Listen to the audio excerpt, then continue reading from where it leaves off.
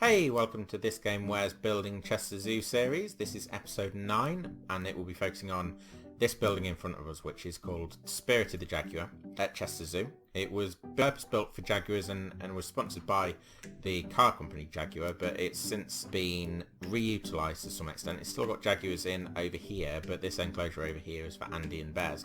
We started this building in episode 8, so if you haven't watched that, I'll link it in a card, so just click in the eye in the top corner. It's been a couple of weeks since that episode. We have had, I have had a bit of a struggle getting motivated, to be honest, in that first week after I'd finished this. This is such a big build, and that first week even there was so much work to do in it that it was just a bit exhausting, to be honest. I ended up actually building this thing over here, which is something else entirely, which I'll tell you about sort of later. Before we head in, I'll take you down this path here. This is sort of a nature trail sort of path. Don't really know how to describe it in the zoo. And it leads to, it's quite secluded, it leads to this viewing spot for the Andean bear, the male Andean bear. It's planted up with hedges in the real zoo to keep you away from the fence. So that's what I've gone for. It's crowberry and cowberry that I've gone for in the game. And then bushes and shrubs to the right in this fenced off area. So that is the outdoor area for the bear. And then if we head indoors, there is some new stuff over here. If you haven't watched the first video, this wasn't here, but I'm gonna talk to you about that at the end, or towards the end. So as we go in, the floor is now done and it's done throughout, so that's a new addition since the last video. And if we head through the glass, this is the indoor area for the bears, or for the bear even, an area's lot. So it's maybe, to your mind, if you've been playing Planet Zoo or you've been watching videos on YouTube or anything like that, you might look at this and think it's a bit sparse, a bit bare, but this is, pun not intended, this is actually how it is in the zoo. It's a very spare enclosure with mainly tree trunks, so cut down trees.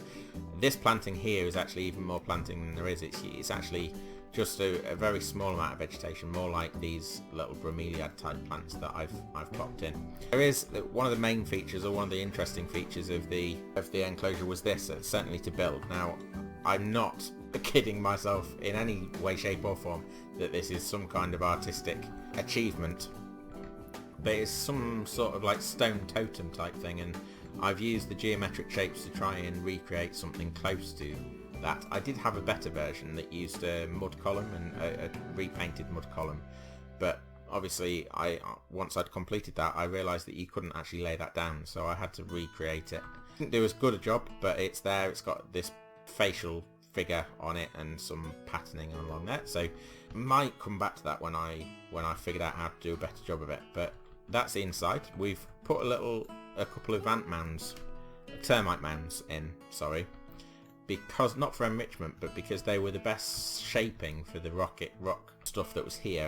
There is this rock here. I'm not sure how I feel about that. I might even just put another ant mound in. So this is the exit to the outside. So the outside is planted up mainly with trees and also long grass, and then I've tried to put in little tracks that the bear follows. This is our bear.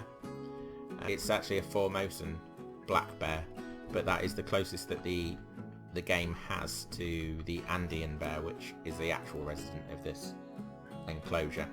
It has the markings on the neck that an Andean bear might have, like the lighter markings on the fur.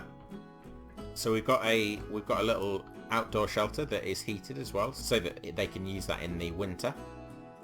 It's got birches and elms and an enrichment log over here, which is where they like food enrichment. Then there's a pond. Now I do keep dirtying this water up. You have an option, I'm sure you probably know, that you can create the water so that it's dirty, and I wanted that because the water that's outside isn't clear. Frankly, in most zoos it's usually a bit mucky, and unfortunately for some reason, I don't know if it's a bug that's known, but it keeps cleaning itself up, and that's slightly annoying, but I'm living with it for now until I can figure out a way around it. So that is the bear enclosure. That is our bear. then if we head back through to here, we've got our flooring again through here. Now this area is troublesome for me because I can't find any good overview pictures, as I said in episode 8, to let me know what is actually in there. I've had some helpful notes from some people that are familiar with the zoo. James Barber in particular has helped me sort of try and get my head around this, so thank you very much to James. Also, I should note, Backblast, if you're looking at Backblast, if you're looking at Chester Zoo builds or Planet Zoo builds, Backblast is someone that I've recommended to you before. He's also building Chester Zoo, and he sent me over a little gold mine of images to help me get things right in here. So thank you to Backblast. I'm going to put his link down in the description, and there should be a card popping up at some point around now to send you over to his channel to have a little look at things. You can compare our builds and see what he's doing. He's racing ahead, to be honest, getting a lot done very quickly, so and to a very good standard. So yeah, worth looking at. But not yet, stick with me for now. The flooring's done, and if you look above, I've actually added an extra skin to the ceiling so that it was lighter, because the ceiling is lighter in here than I had it. I had it quite dark. This is also where the sloth lives for the most part, hanging from these ropes. So I've roped it up, and these are the exits for the sloth, because the sloth can get outside. So this is actually, if we were to zoom into that isn't actually an opening. You can't get openings that are round like that.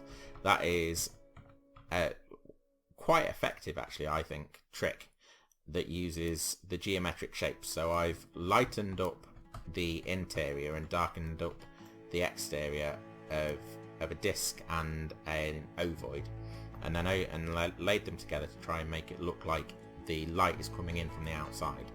If you look on the outside of that, I'll take you through the wall and I'll show you. So if you look on the outside, I've done it the opposite way around, and if you zoom away, that, because it's dark on the inside, I think that it kind of works as a like an optical illusion.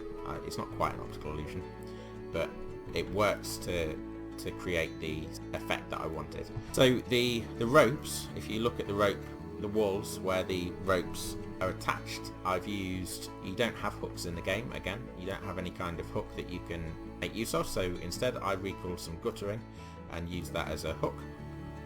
If we head through to this area, now this area is the viewing area for the Jaguars, and the viewing area also has this bit here, which is like that is a bit of a water feature. I think they've got Terrapins in here. Now unfortunately, as you can see, mine's bone dry. You couldn't get any water in here because I couldn't fit the necessary barrier in there to get water into it, unfortunately. So instead I've planted it up. I've tried to do it as close to what the real zoo has, and again, that's harder than you hope it would be, because we don't have all the plants, and we don't have plants that completely mimic what is going on in the real world. But we have done our best, or I've done my best.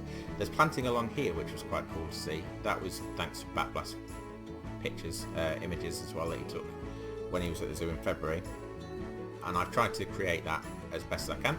We also have, now this is my version, my take on the ant colony. So this is a leafcutter ant colony that lives in the Jaguar house, and I think they've got like little runs, little ropes or something that let them get out into other areas, and they put different, I might be misremembering this from when I was there, but I think they put different leaves in places, and the ants can go off and find the leaves.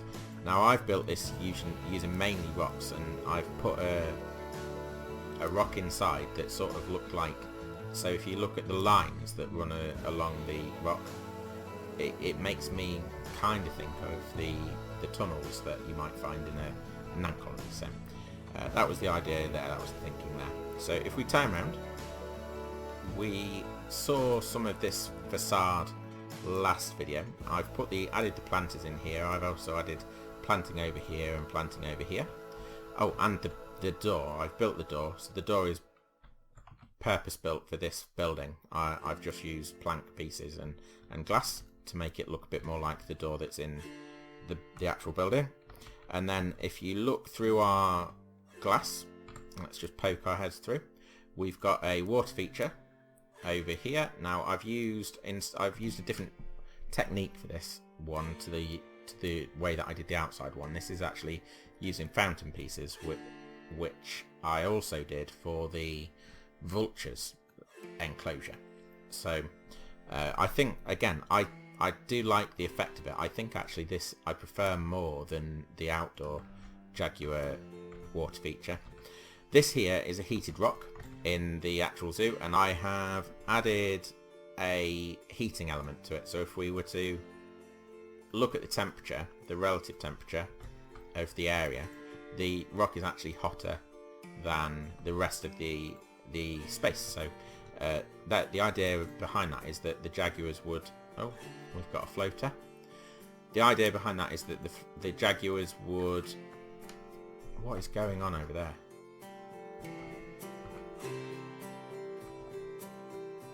Right. Very strange. Anyway, the idea is that the Jaguars would lay on this. They don't actually do that in game though, unfortunately, so that's a bit of a shame, but the idea is there. If Frontier want to implement that, if they haven't already, please do so. That would be great.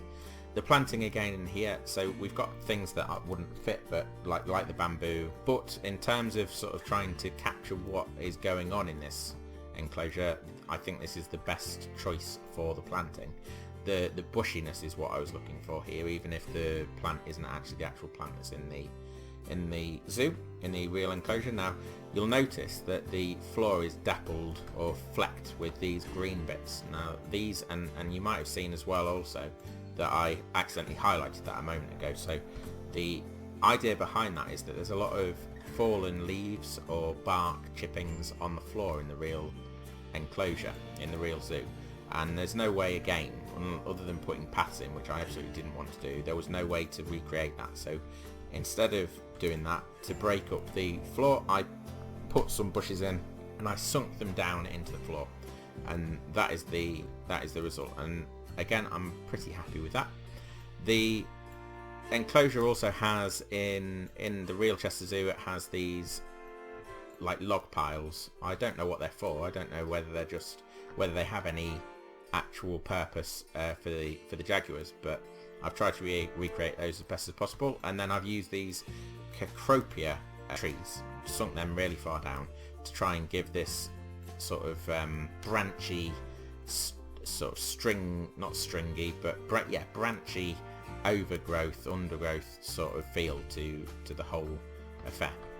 So that is the indoor enclosure. The other thing that I haven't pointed out, and I'll take you above for this, the other thing that I haven't pointed out is that I've actually redone all of the window stuff on top of the building. So all of the stuff on the right hand side and the left hand side, that is all redone, and I've used girders to line the whole thing. I was using glass pieces, so instead of using those glass pieces, I've used glass roofing, and I've lined it up as best as I can, tried to create sort of a pattern with the way that they meet up.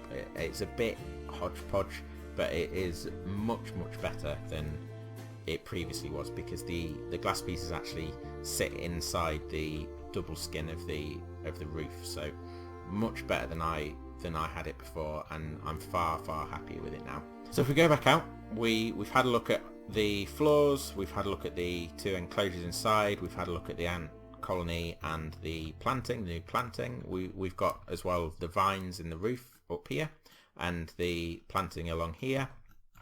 If we head out through our door, we have now got planting on either side, and the planting is final on both sides. I'm quite happy with the planting on either side. We've got the back side of that shed thing, and then we've got the ropes for the sloth leading out into the trees. One of them attaches to a tree, and then one of them I've created a pylon that sinks down into the ground. So if we head along the path in the zoo, this is for the agoutis. So I haven't got agoutis. Instead, what I've got is pangolin. So I've popped a couple of pangolin in there. You can view them through and over this glass area here, and then we've got a lot of planting in to try and again mimic the real zoo. A lot of bushes, and the pangolins seem to like that, to be honest. The one thing that they're not happy with is the amount of space that they've got, so that is unfortunate, quite unfortunate. I think that's probably justified, because this is not that big an enclosure compared to the other ones, but I would expect, based on the level of treatment and care that Chester Zoo show to their animals in general, that actually this is plenty for an agouti, or two, or however many they've got. So finally, we've got the planting on the outside. So we've got a couple of monkey puzzle trees here on the left, and then we've got a variety of bushes and a little bit of flower work at the front of the border, and that is everything. That is everything that we've done in the last 2 weeks, except for this monstrosity over here. So this is something that I was working on to try and sort of free my brain up from thinking about Spirited the Jaguar. So this is actually still Jaguar related. I don't know if anybody, I haven't finished it because I sort of got rid of the creative block that I was suffering from. By actually creating this is, for anyone that doesn't recognise it, this is a recreation of a throne from Mexico, from Chichen Itza. So inside, if you've ever heard of, if you know what Chichen Itza is, it's a giant pyramid in the middle of the Yucatan Peninsula, and inside the pyramid is another pyramid, another temple, and inside that temple, at the top of that temple, is this throne. It's a red coloured jaguar, and then the stones inside its legs and along the rest of it, they are jade, so the stone, the precious stone. And I figured that I would try and build this to take my mind off things and then get back to the building once I'd finished this. But as soon as I'd started this, really, my brain felt a lot better, and I was able to get back to this the next day. So yeah, great. So just to give you an overview of the area, this is it from the other angle. We've got buildings to put in over here, and we've got the tropical realm to put in over here. But actually next episode I think I'm going to be cleaning and tidying a few bits that already exist, as well as putting in a few small touches that I haven't been able to get back to. So that is going to be probably next episode. Then after that it'll be Realm of the Red Ape. Then after that I haven't really decided, to be honest. Probably Tropical Realm or Chimpanzees. So there we go. We are going to take a quick trip through now in the night time setting, because I've lit this building on the interior, which you can see, which is quite nice. So this is how it looks at night. So if we go in here, I've lit the ant colony up red. I've hidden all of the lights as well, so all of the lighting is out of the way, and it just feels sort of ambient, like ambient lighting. I'm quite pleased with this area. I've done different coloured lighting on the floors to the rest of the building, and then I've got the columns lit up all along, and then you get this nice effect from the moon coming in, the moonlight coming in the top through that. And then also I've lit up the fish tank, the aquarium, with these little balls. So I thought that looked quite effective to me. And then if we pop in here, we've got lighting on the ceiling. It might be a bit strong, a little bit strong. And then I've again got hidden lighting for the rest of the enclosure, and I've actually done this area in a blue sort of cooler light to represent the fact that it's water. So that is our Chester Zoo Spirit of the Jaguar build. If you enjoy what we're doing, please do subscribe and bang the bell so that you get notifications for every time we put a video out. We do other game related things as well as Planet Zoo, so yeah, keep an eye out for those. Also, if you like this particular video, please press like, because that helps us out immensely. So yeah, thank you for joining us, and I will see you for episode 10.